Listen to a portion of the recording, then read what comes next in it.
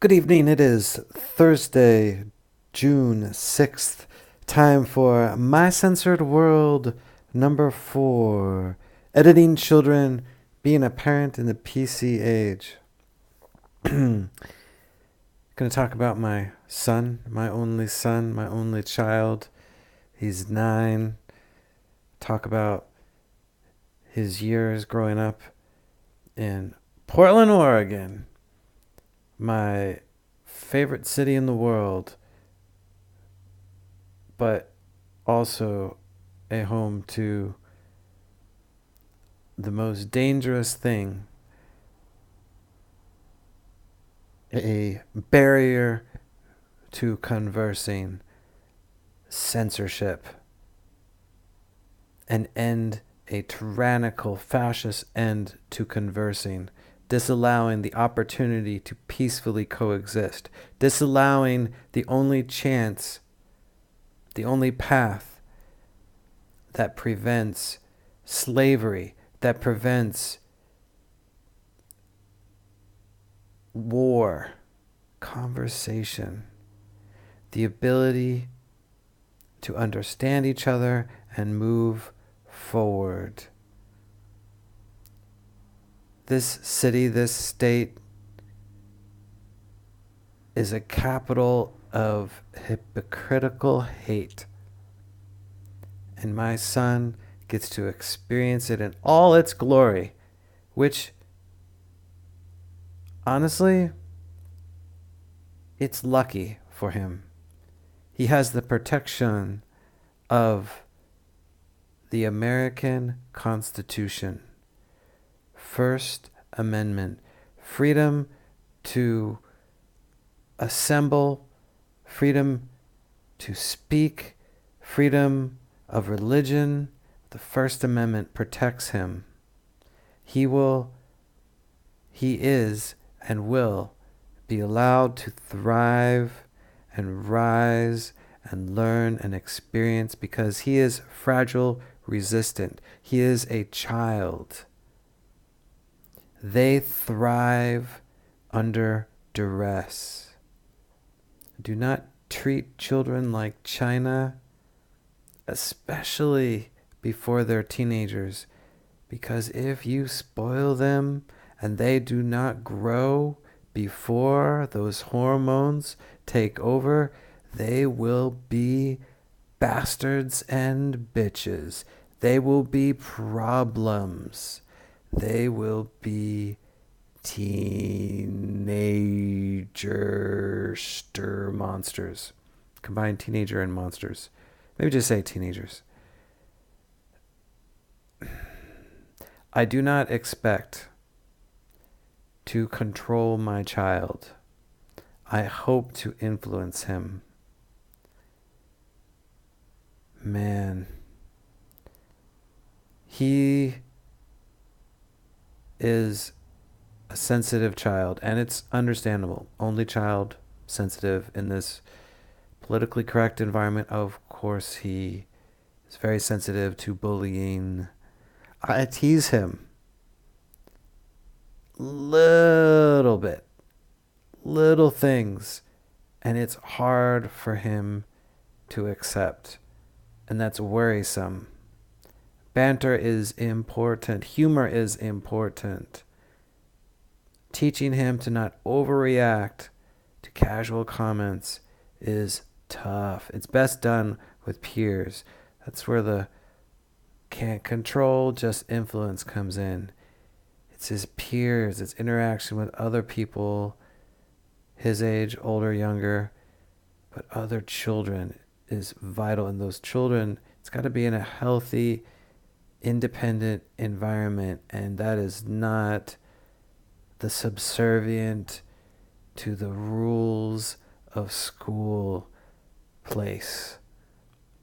It's tough when both parents are working full time and have an only child, to give him the opportunity to revel in play, in roughhousing. My choice to put him into jiu-jitsu has proved to be a great one. He complains. Oh, he complains.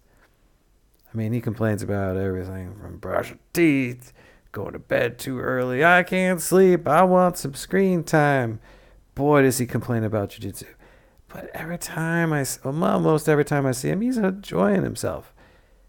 But riding his bike through the cold weather to the bus stop so that he can make it from the bus stop to jiu-jitsu class, like every aspect. Like, oh, I stubbed my toe.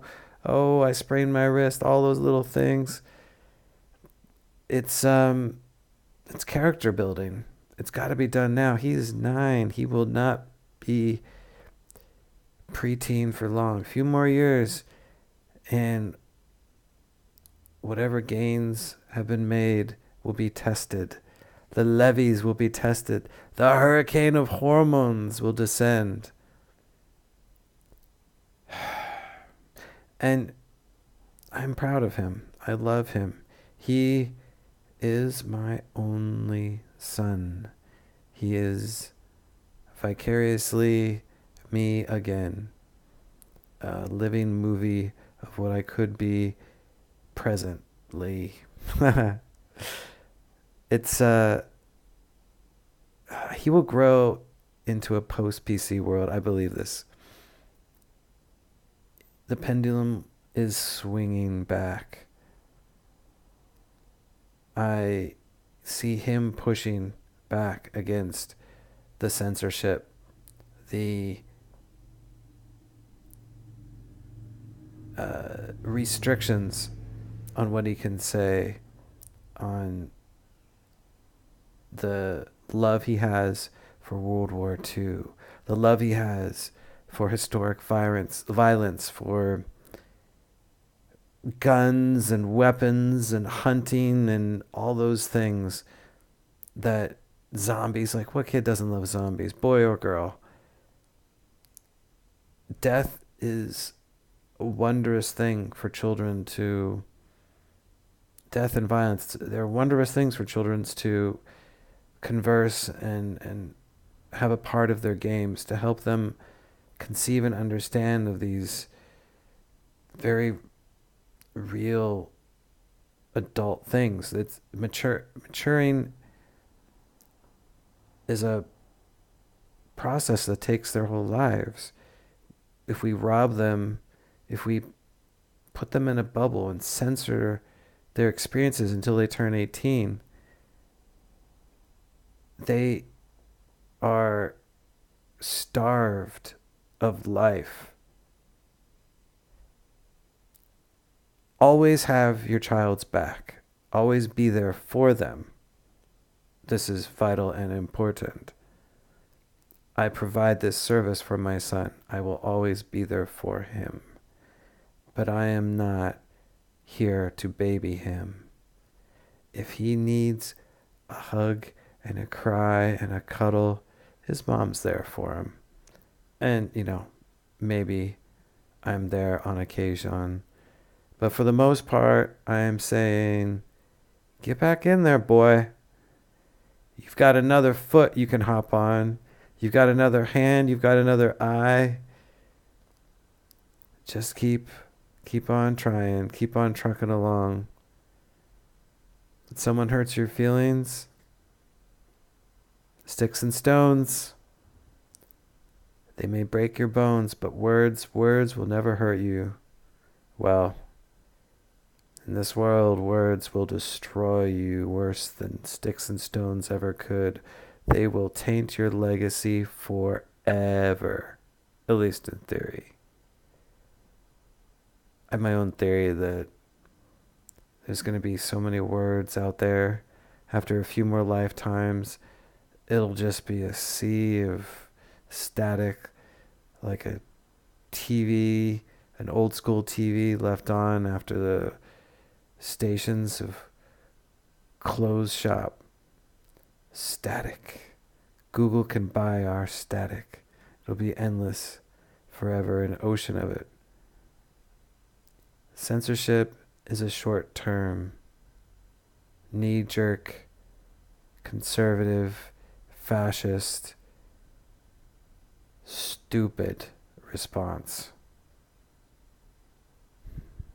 Sunlight is the best disinfectant. Expose children and give them perspective. Converse with them. Allow them to peruse and interact with the world. You cannot block their windows into the internet. They will find a way. They have peers. They will find a way. There are a million windows they will see, from smartphones to iPads to like tablets in general, to laptop, everywhere, to watches, to augmented visors. They will continuously have this thing dominating, pouring into them. And the Streisand effect. What is censored will attract them. Give your children context. You can limit, you can help guide the surfing of the wave, but you cannot prevent their exploration of the ocean. You can guide, you can influence, you cannot control. Censorship is stupid. Censorship does not work in the long run. It just makes whatever group is censoring less successful in competing. Hence, the United States of America dominating with freedom, with speech. Hate speech is protected in this country for a reason. Innocent until proven guilty is the foundation of our justice system for a reason. It works.